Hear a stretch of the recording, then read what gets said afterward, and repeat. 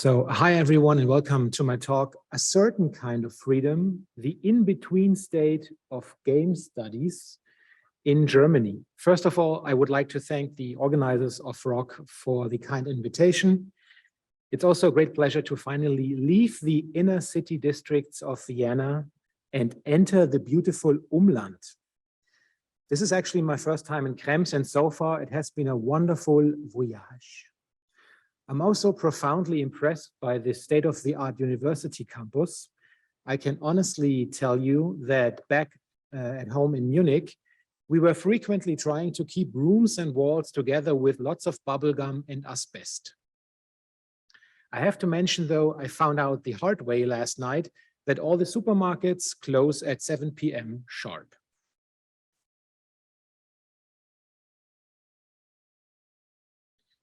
To be honest, I was really looking for an opportunity to include one of my favorite gaming t-shirts into my slides, so I had to find a way to make this happen.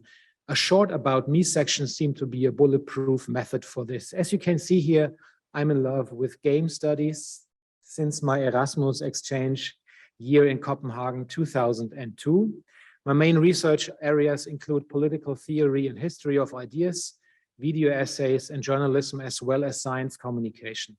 My recent ludic darlings are Kentucky Route Zero, Unpacking, and Dull Gray.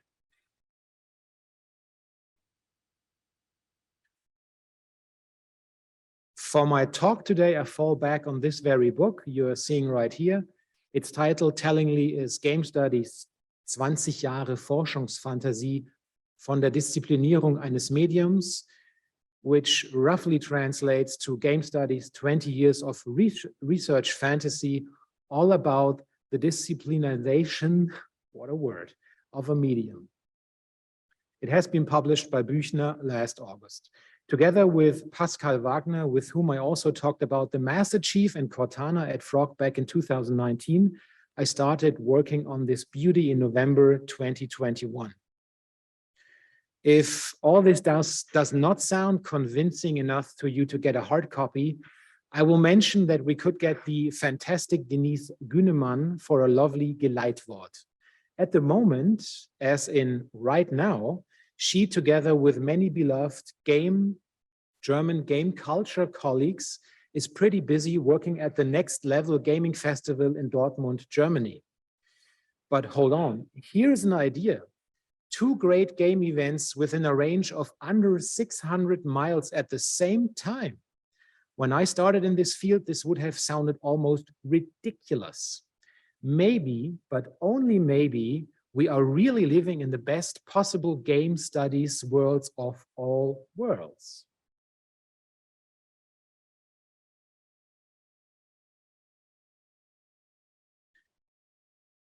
In 2017 marked the 20th anniversary for 2 important game studies books, Espen Arset's Cybertext, Perspectives on Egodic Literature, and Janet Murray's Hamlet on the Holodeck, The Future of Narrative in Cyberspace. Though important works by Sutton Smith, Kawar, Suits, and other predate Arset and Murray's books, these 2 books served as seeds for game studies as a discipline.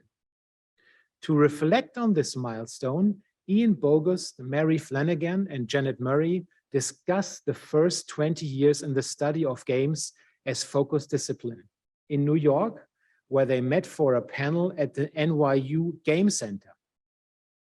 As the OG, or should I say bad boy of game research, Bogus played his sinister Joker-like part very well. It is not only his performance, though, that makes this panel worth watching. And it is on YouTube, so no excuses for you. Now, the quote here underlines Bogus' skeptical view upon the academic breakthrough power of game studies as an own established discipline. He also mentioned t-shirt slogans such as Game Studies is the last failed attempt at field building in the humanities, or Game Studies is an accidental meeting of North American culture studies and the Nordic social welfare state. And maybe the best one, Game Studies is a temporary job program for people that play too many computer games. So now let's have a look at our assumptions for today's talk. First, digital game studies in Germany have not yet entered a state of an independent academic discipline. This condition is related to its degree of institutionalization in the landscape of tertiary education.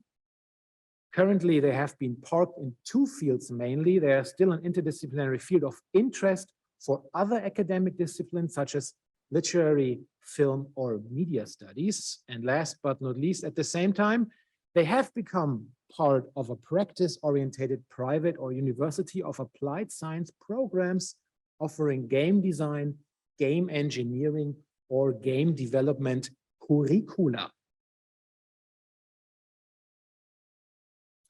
Accordingly, our agenda will start at the early years of, or respectively, the formative phase of game studies, German game studies, that is. Afterwards, we will take about two aspects of interdisciplinary frequently seen regarding game studies in Germany. I have labeled them takeovers and private research. Finally, we focus on the so-called new homes, or at least transitional quarters of game research, being private or public study programs such as game design or game production.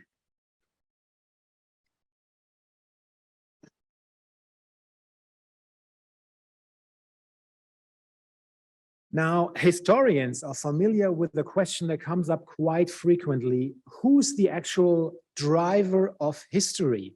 Are we talking about structures, or are we talking about single men and women? Is there the so-called right moment in time? This is obviously a complex that cannot be cleared right now, but I think it's relevant to take a look at two protagonists with German digital game research. I recently found them even described in a paper as founding figures. So Klaus Piers is the author of Computerspielwelten.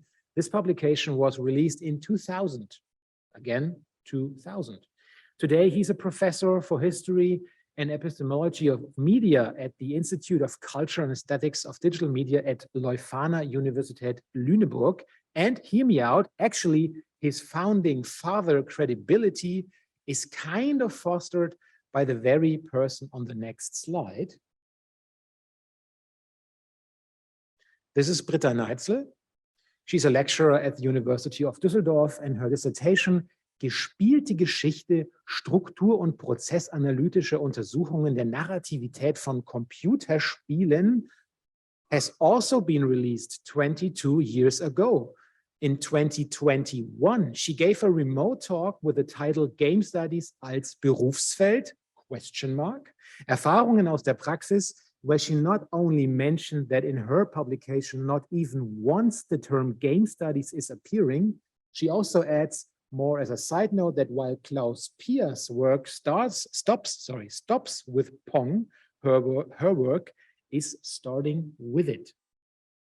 So far we got two protagonists. The separation of people and structures seemed to be quite silly if you think about one of the first institutions of or interest and research groups regarding digital games, the AG Games. As you can see, it was founded in 2000 and is part of the Gesellschaft für Medienwissenschaften, GFM. It aims to bring together German game studies scholars and researchers and does focus upon theoretical, empirical, and terminological questions of game studies. Its current state can be described as rather active. They recently refreshed their website, and they also play a rather strong Discord and Twitter game. Disclaimer, I'm also a part of this AG, and hereby I'd like to give a shout out to Melanie Fritsch from the bottom of my heart. By the way, we also have a nice interview with her in our book, Wink, Wink. Since I'm not quite sure that all of you have heard about DIGRA, here's a short summary. Founded in 2003, DIGRA is the premier international association for academics and professionals who research digital games and associated phenomena. It encourages high-quality research on games and promotes collaboration and dissemination of work by its members. As you can see on this slide, There's also a Dach chapter. It aims to include game studies scholars and researchers from Germany, Austria, and Switzerland. It focuses upon the creation of an infrastructure to support conferences, joint research, and publication. Unfortunately, its current state can be described as inactive, but without promising anything, things can change. Actually, a small Austrian fraction is meeting next Thursday in Vienna at the Café Engländer to discuss things, and I'm pretty sure they will come up with a lot of actionable items and suggestions for the next years to come. If you decide to stop by and want to have more intel about it, please do not hesitate to talk to me later on.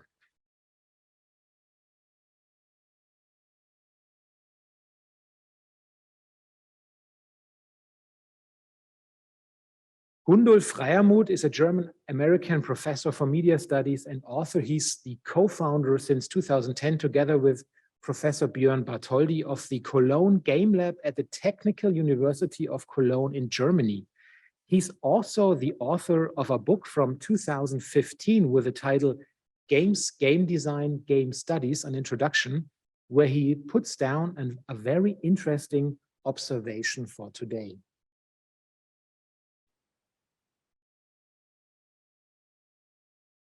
Freiermuth sees the establishment of game studies as an academic discipline taking shape through the processes of sedimentation, exadaptation, and adaptation.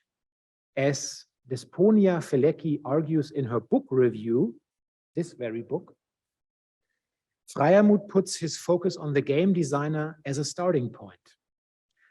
And I quote, "Emphasis is placed on game designers' different roles as they do not work towards the representation of a storyline, but facilitate storytelling procedures with the aim of gameplay. Great importance lies in the contribution of game designers towards the establishment of a separate academic game studies discipline," end quote. These game design theory approaches are the first category of sedimentation. In the second one, exaptation, we are talking about approaches from social sciences and humanities, plus their methods and questions. In my opinion, this is where we still predominantly stand in Germany. I think I may have borrowed the following term from Bayreuth's finest Jochen Kubeck from a conversation back in 2016. Game studies, he says, are a typical Mittelbau-Thema. This is a temporal section for many younger researchers and scholars alike, where you will find typically dissertations or Habilitationsschriften, aka your second book in the making. By the way, this perspective is one that is also shared by the hosts of the 50th First Person Scholar podcast episode with its title, The State of Game Studies.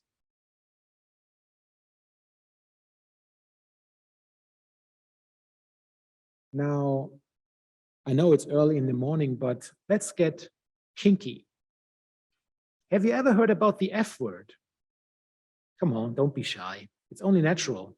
Especially scientists, we all hope to get long and rock hard fundings. Most research funding comes from two major sources: corporations through research and development departments, and government, primarily carried out through universities and specialized government agencies, often known as research councils. A smaller amount of scientific research is funded by charity foundations. Now, let me tell you, I've been to a lot of conferences over the last 20 years or so with our research field. And I have also seen a lot of name tags where people prefer white space over the term private researcher. There's even a discussion going on whether the very name, tagline, affiliation, or institution is regarded as a signifier for professional failure in general. A conference in Boston, a research project in Perth, it was not so long ago that scientists were flying all around the globe for their work. But all that was brought to an abrupt halt by the coronavirus. And it is a fair estimate that academics will be spending more time on the ground in the future. But as long as there's some sort of labeling system, an obvious difference can be seen. And these differences tend to work within normative frameworks, no matter whether they take place on site or remote. So the great days of Herr Privatgelehrter in beloved adventure novels of the late 19th or early 20th century seem to be over. In parts, game studies have become a huge and exhausting playground for self-exploitation, or as one could also argue, a certain kind of freedom. For starters, mental health issues of PhD students are so common, they could almost be considered part and parcel of the qualification. Recent UK research has found out that over 30% of PhD students develop a psychiatric condition. This is actually a higher rate than for people working in defense and emergency services, which is about 22%. If mental illness occurred at the same frequency in any other sector, the authorities would be demanding immediate reform under the threat of permanent closure. The only reason PhD researchers are exempt from government legislation is because they are students rather than employees. This should sound highly familiar, by the way, to people working in the digital games sector. The creative industries have recently been identified as an exemplar of enterprising activity, with workers in the sector being described as a creative class of entrepreneurs. The digital sector is seen at the heart of these debates of political and media rhetoric, has illustrated the wealth of opportunity, flexibility, freedom, and control availability to digital workers willing to take up entrepreneurial activity. However, contrasting accounts of enterprise are apparent in the creative industries that highlight unstable and insecure labor market conditions for all but so-called star performers. High levels of job insecurity prevalent in the creative industries are also visible in the digital games sector, as project work, flexible employment models, and changes in the structure of the sector leave employment in the sector at best fragile and unstable for many workers. Empirical research reveals the exploitative and precarious nature of work in the experiences of self-employed digital game developers and charts the responses of developers to unstable and insecure working conditions. It is clear that the typical response to increasing instability in the labor market is to adopt more enterprising and entrepreneurial behavior in order to find work.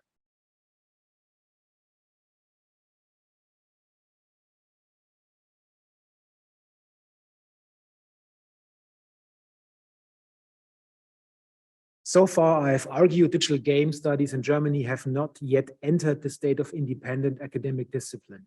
This aforementioned specific in-between condition is related to its degree of institutionalization within the landscape of tertiary education. Digital game studies have been parked in two fields mainly. They are an interdisciplinary field of interest for other academic discipline, such as literary, film, or media studies. One might dare to add, including attempts of hostile takeovers. Also, they have become part of practice-oriented private or University of Applied Science programs, offering course content in game design, game engineering, and game development.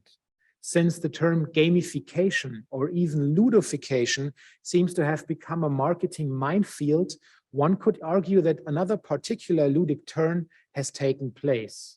As you can see on this slide, there are several institutions and market participants that offer curricula focusing upon the ludic in different shapes.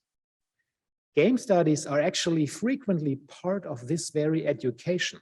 Sometimes they are taught under labels such as game research or some form of critical game analysis. An academic discipline provides the structure for a student's field of study when he or she joins a college or an institution of higher studies. When a student gets trained in discipline, they learn a system of orderly behavior, which is recognized as a feature of that very discipline.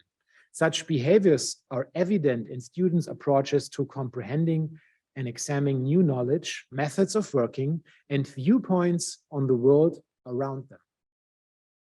An academic discipline provides the structure of knowledge not just for the students, but even their faculty members. Thus, the discipline provides frameworks in which faculty members are trained in a specific way, perform the tasks of research, teaching, administration, and general educational and research output. Thus, academic disciplines are distinct worlds and cultures that have varying influences on higher education, structure, and scholarly behaviors. While academic disciplines in and of themselves are more or less focused practices, scholarly approaches such as multidisciplinarity, interdisciplinarity, transdisciplinarity, and cross-disciplinarity integrate aspects from multiple academic disciplines, therefore addressing any problems that may arise from narrow concentration within specialized fields of study. For example, professionals may encounter trouble communicating across academic disciplines because of differences in languages, specified concepts, or methodology. Some researchers believe that academic disciplines may, in the future, be replaced by what is known as Mode 2, or post-academic science, which involves the acquisition of cross-disciplinary knowledge through collaboration of specialists from various academic disciplines. Maybe would have to be discussed. That's exactly the case with game studies as well.